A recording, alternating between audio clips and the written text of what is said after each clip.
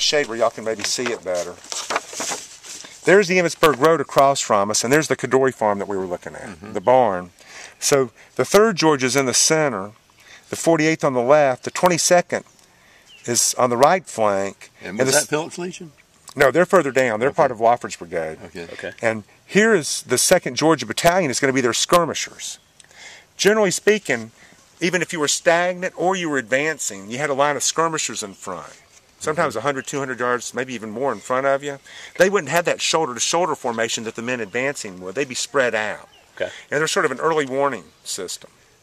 And the Union had their own skirmishers out there as well. So these guys have been fighting already all day. They're out there just picking at each other, just keeping up this constant skirmish fire. What the 2nd Battalion was supposed to do as they advanced across was fall in on their left. But instead they just get kind of absorbed with everybody else. So that takes away an organized unit on that left flank that might have protected them from when the Union's going to attack them. Because here's Posey's guys. They're going to get bogged down at the Bliss farm, remember. They don't keep advancing. Only part of the 48th Mississippi does. So they'll be kind of fighting along with them when they make their advance across here. And I've got a series of maps that show you the whole way that they went across here. Down that way. Can you see the obelisk across the valley? Right. That's the U.S. Regulars Monument. To the left of it, there's a clump of trees. That's the famous copse of trees that's going to be the guiding point for Pickett's charge. Okay. So Wright's guys are going to they're going to pierce the Union line where that obelisk is on July 2nd. Okay. Okay. And when we get over there, we'll finish up. We'll get out at the Cadore farm for a minute too, and we drive over that way. Okay. Very good. And then the round tops down further to your right, the Union line's not going to stretch that far until later on July 2nd. Because remember, the first night of the battle, both armies were still trying to rush everybody here because only small portions of both armies fought on July 1st. About 25,000 Southerners, about 17,000 Union soldiers. And no, we want you in it. about 17,000 Union soldiers. But remember the total numbers of the Army, we estimate them because there's guys dropping out in the March. It's hot, it's June, July now when the battle starts.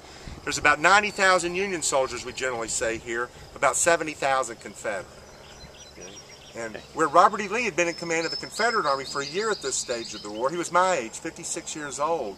George Meade on the Union side had only taken command of this Union Army 3 days before the battle. So he's 47 at the time of the battle. He's gone from the frying pan into the fire.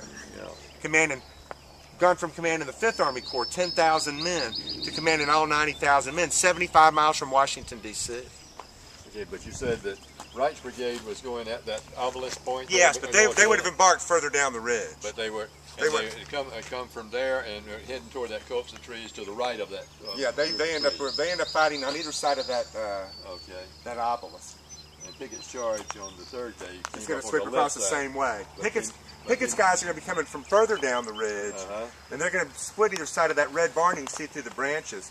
From here, Pettigrew's and Trimble's guys went across. Okay. And there was a gap, and among the men that might have been reinforcements was Wright's brigade.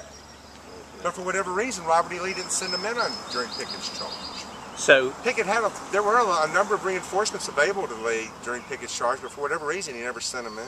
So you think Pickett's charge was influenced by Wright's brigade? Wright's brigade getting that far. Because they got so far, he thought they could do it. Lee watched the battle from the seminary. Okay. And with fewer trees, he could have seen them pierce that part of the line. Okay. The other thing I think that influenced General Lee to try Pickett's charge was, imagine my two hands being the Union, my left hand the Union line, and my right hand the Confederate line. The Union line's going to be 3 miles long when it reaches its length. The Southern line's 6 miles long with a smaller army, so that's going to be a problem. But of the two lines, the Union line is the inside line. Okay. And the inside line in the military, they call it the interior line, which means when you have threatened points, you can shift guys back and forth. The same thing Robert E. Lee's going to do in Antietam the previous September. First, Hooker attacked his left, then his center, then his right. So Lee was always able to shift guys back and forth. Okay. The saving grace for Lee that day is A.P. Hill coming up from Harper's Ferry and crashing into the Union line after they had crossed finally Burnside's bridge. Okay. So, but both battles on July 2nd here and Antietam are similar in the fact that neither side can coordinate their attacks effectively. And that's pretty similar to all Civil War battles. The side that's attacking has a much bigger nut to crack because they can't communicate with each other. Imagine Robert E. Lee back at the seminary on July 2nd trying to command a 6-mile long line. And get those guys to do the right thing at the right time. We what are the chances of that happening? Verbal instructions. Or a man on horseback with a written or verbal order, he may not get there. And if he does, who knows what impact it'll have. What did he say when he got there? Exactly. Yeah, things could have changed dramatically.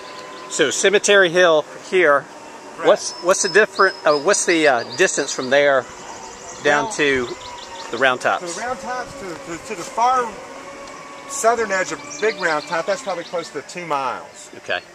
And then the 3rd mile wraps around Cemetery Hill to the barb of Culp's Hill. Okay. Culp's Hill being the barb of the fish hook. So the other thing that influenced Lee, I think, on Pickett's charge was Wright breaking through, but also he saw a number of the Union soldiers where Wright attacked, and in that whole general area, first shifted down to the Round Tops and later over to Culp's Hill that evening when the rebels finally attacked over there. Okay. So by having the interior line, I think in this case General Meade probably overcompensated, and he stripped parts of his line almost bare, and shifting men down to the more important points of attack as he saw them at least. Okay. Because see, the way the rebel attacks come off on July 2nd, they're what we call in echelon. Okay. The far right brigade attacked, then the next brigade, then there was a lull, then the next one, then there's a lull, then the next one. The goal was trying to get the enemy to shift down to that first point of attack and maybe weaken the spot where you're going to attack next. Okay. And this cannon could hit the Round Tops. The Round Tops from here in 1863. So their cannons could hit Seminary Ridge. Absolutely hit here, yeah. Okay. And generally speaking, guys, in a Civil War battle, Union artillery is going to be more effective than Confederate artillery. Their gunpowder's better, going back to the difference between the industrial South or the agricultural South and the industrial North.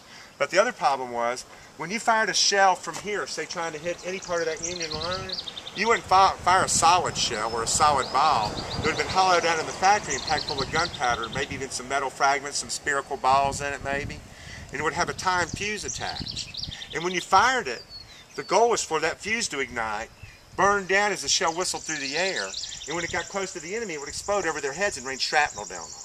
That was called a canister.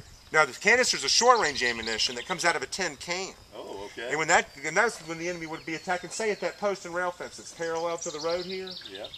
And when they got that close, canister was a tin can with anywhere from 28 to 55 iron balls, a little smaller than a golf ball, and they would come out like a giant shotgun blast. Okay, what was the one called that was a timed? Spherical case, or I usually just call them explosive shells with a timed fuse on it. And the problem for the Confederates is there's a lot of things that have to work out just right for that to be effective. Mm-hmm. The right elevation, the right amount of gunpowder in the charge, the right length fuse, judging the distance in the first place. But the thing that really killed them was the fuses. And I think that they were bad for both sides, but for the South I think they were worse.